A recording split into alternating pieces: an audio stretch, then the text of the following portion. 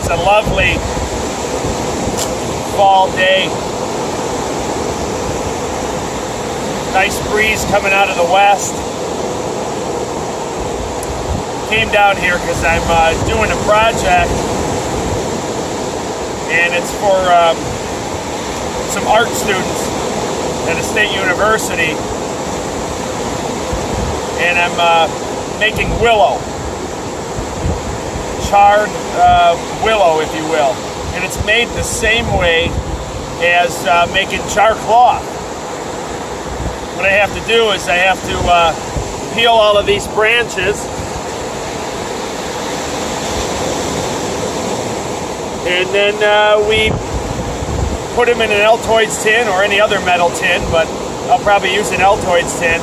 We'll put them in the Altoids tin, and then we just sort of fire it just like you would, like I had said. Just like you would for your char cloth.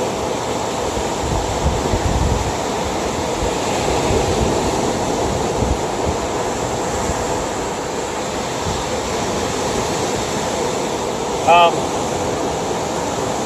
couple things I wanted to discuss today, and one of them is going to be my Haversack. So we'll get to that part right now.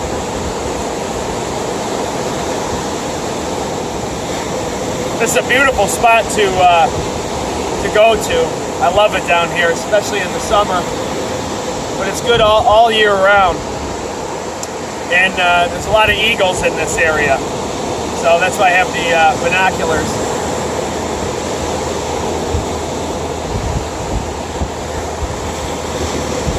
So the old Haversack.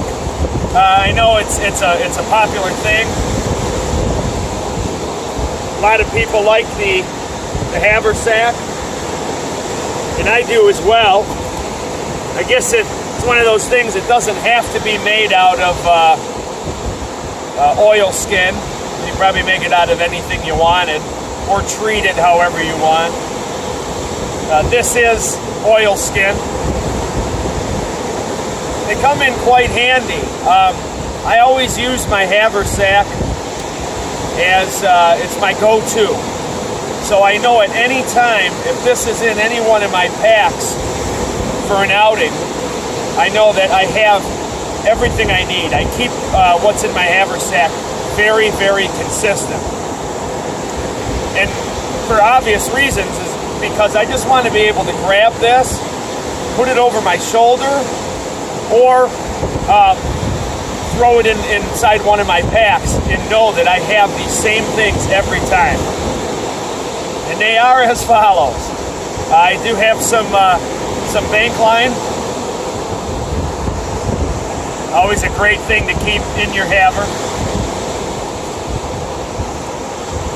I have a Laplander. This mostly is used for crafts and different things around camp.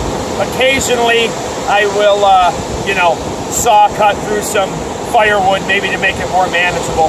But for the most part, it's such a small blade that to use it to process firewood can be a little time-consuming and sort of expend a lot of calories. This here is just a contractor's bag. And many times, if I'm not using this, this will reside at the bottom of my haver. And it's just to add a little bit more protection, even though it's waterproof. But it'll add more protection to the bottom of your pack, or your Haversack, sorry. This here is just some toilet paper. Nothing fancy. Just some toilet paper in a bag with, and it's squished down nice and flat. Next is my char. There's char cloth in here and a reliable rock for striking spark. This rock will strike my Bark River 3V, Mac V Bowie, and my Bravo 1.5. Of course, it'll spark, anything in 01, 1095, 1075, those things like that. But I keep that in there too. Sometimes, certain locations, it's difficult to find rocks. And it's more difficult to find rocks if your steel can be a little finicky with that flint and steel method.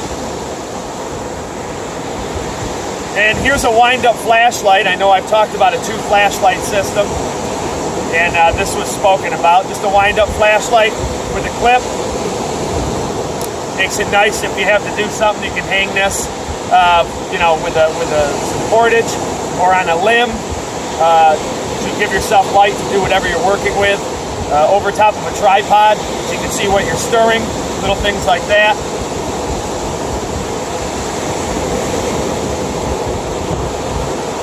This here is just a cheap compass.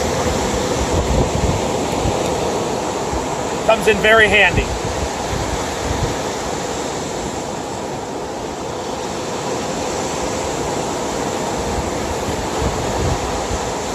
I keep a spare lighter in here, and I try to make it an orange one, so I can find it when it's in the depths of the haversack. It sticks out a little bit more. And this is just for what-if purposes. I leave my lighter at home, I lose it, it breaks, whatever. I've got another one inside the haver. This here is just a Leatherman Wave, which I use more. I utilize this far more for, the back of the saw strikes a ferro rod superbly. But mostly it's the pliers. That's why this has come along. But you also get a small little knife on there too, as any of you know, can openers, different drivers.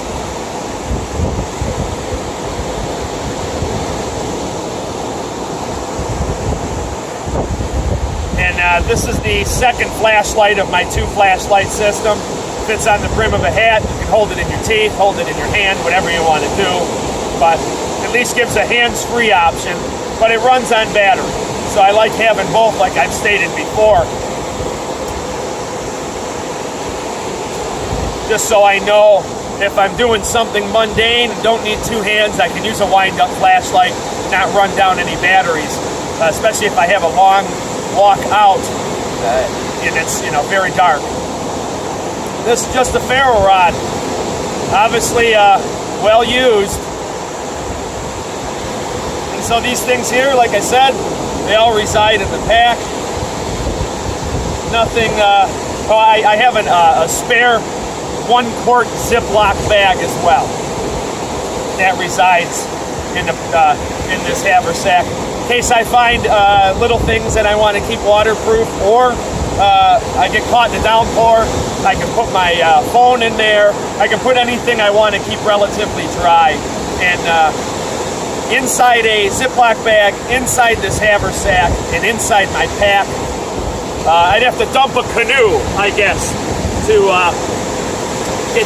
get whatever it would be inside that bag wet.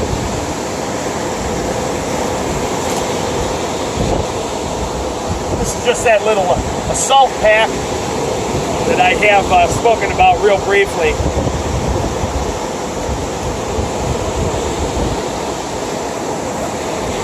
Thanks for joining me, and I will have more coming up for you very soon.